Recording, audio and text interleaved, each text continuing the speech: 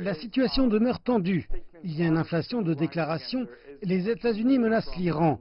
Les pays du Golfe essaient d'obtenir davantage de soutien des États-Unis et du Royaume-Uni contre l'Iran, tandis que les Iraniens provoquent les États-Unis par leurs déclarations, et notamment l'annonce d'aujourd'hui selon laquelle ils continueront à enrichir l'uranium et accroîtront leur processus d'enrichissement de 4 fois la quantité actuelle ou celle négociée dans l'accord sur le nucléaire.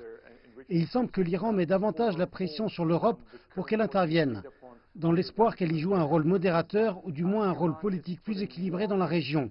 Peut-être que ce pari se révélera judicieux. Le président français Macron a livré une déclaration sur cette situation.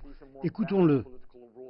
Et je pense qu'à vouloir défendre la sécurité collective en s'attaquant à des risques potentiels, on peut en cascade risquer de mener à de la surenchère. Le rôle de la France n'est pas d'alimenter quelque surenchère que ce soit.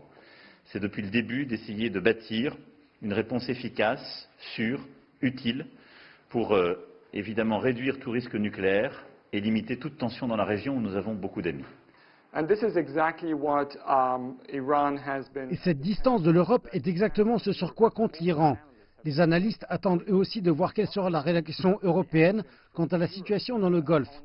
On attend de l'Europe qu'elle joue un rôle modérateur qui ralentisse l'action des États-Unis et du Royaume-Uni après que ceux-ci ont envoyé une partie de leur marine militaire et ont accru leur présence navale dans le Golfe, et alors que la tension monte. Et l'Europe semble à présent prendre le parti de maintenir le calme, même si cela signifie que l'Iran jouit d'un peu plus de marge qu'il n'en avait auparavant.